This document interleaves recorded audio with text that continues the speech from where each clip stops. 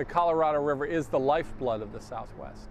You know, it starts up in the mountains in Colorado. It drains all of the ice melts throughout the mountains, and it's the source of the water for the entire Southwest. So it travels 1,200 miles down through here and it ends up actually at the Mexican border, and basically is the source of water for every community in the Southwest and for our foodstuffs all over the country. There are both good and bad things about the Colorado River before the dams. The good things were that there were phenomenal 400,000 acres of cottonwood willow forests, lush wetlands that met the ocean. The bad things were that the river was totally uncontrollable. You had floods that would reach about 30 feet above your head right now, and going often 10 miles wide. Huge river at flood stage. And it destroyed Yuma a number of times, particularly in 1916, when it basically destroyed the entire downtown. The Quetzan and Cocopah Indian tribes have been here since time immemorial. And they were here, they lived off the river. What happened was there was a struggle for control of this crossing. First, the Quetzan obviously had it for many, many decades and centuries. And then bandits came in and took control of it. And then the US military came in and kicked them out and controlled it. So obviously their reaction was this was their land and we were taking it from them. This was their crossing and we were taking it from them. With these narrow granite outcroppings here behind us, this was a safe place to cross the river when the river was wild. 60,000 people crossed here in 1849 with the gold rush. Yuma, after the gold rush, and in particularly after the coming of the railroad in 1877, was almost like a city on the Mississippi River. There were steamboats. The trains were bringing immigrants and you know, both architectural styles, different people speaking different languages. It was a real urban center, and it was a wild, rollicking river town that Mark Twain would have been proud to see.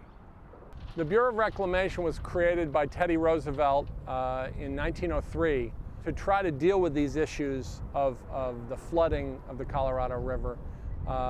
And out of that, they have built a phenomenal architecture of dams and canals. The Yuma project was one of the first dam and canal projects on the Colorado River. The Bureau of Reclamation started a project to create the first dam, which was Laguna Dam, which is about 20 miles north of here, which diverted water for agriculture.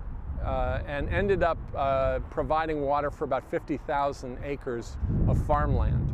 One of the most interesting aspects of the Yuma Crossing story is that when they brought the water down the California side, they had to figure out how to get it to Arizona. And with all the floods that were going on, they decided to go under the river. So they created the Yuma Siphon, which was about an engineering marvel built in 1912. It just celebrated its 100th anniversary. They built it over 3 years. It goes about 80 feet under the river, 600 feet across, 2-foot thick concrete walls, and then pops up and delivers water to the city of Yuma and to those 50,000 acre feet. Really an amazing engineering accomplishment in its day. The most amazing part of the Siphon project was that they had to bring in divers who were in compressed air gear because people were getting the bend. So they were here in the 110-degree heat, going underneath the river, building this in effect like a subway tunnel. They brought in workers from New York who had built the New York City subway system.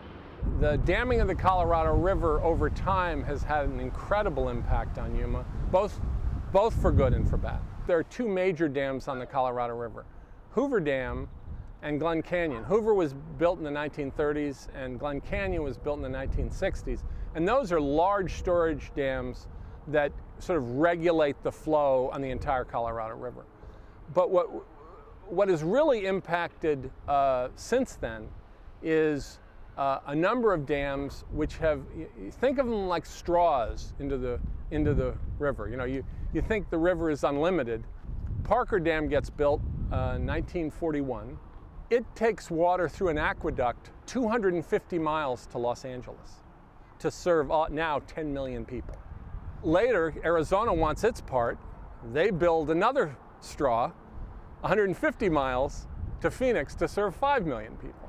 The major impact to Yuma was in 1938 with the Imperial Dam. Because the Imperial Dam, which is only about 30 miles north of here, pulled water out into what's called the All-American Canal. It's the largest canal in the world. In fact, you can see it from space. It brings water to the Imperial Valley and the Coachella Valley and serves 500,000 acres. It irrigates 500,000 acres of cropland in the Imperial Valley and in Coachella Valley. So the most amazing thing to see at the Imperial Dam are all these canals pulling water out, and then what remains of this river. It's about 1/10 of the size from above Imperial Dam to what it is here. Now all the states are beginning to say, well, gee, you know, who's going to get what, right? Well, there's the Colorado River Compact in 1922 that basically says the upper basin states, which is like Wyoming, Colorado, get 7.5 million acre feet. And the lower basin states, which is Arizona, California, and Nevada, get 7.5 million. And oh, by the way, we'll give 1.5 million acre feet to Mexico. There was one major problem. When they calculated that 16.5 million acre feet a year that would be available, they calculated it based on the 30 wettest years in our history. So in other words, we've now come to understand we've over-allocated the river, which is the real problem for the future of the Colorado River. One of the challenges in the Colorado Compact in 1922 was no one spoke for the river itself. No one spoke for the environment itself. And so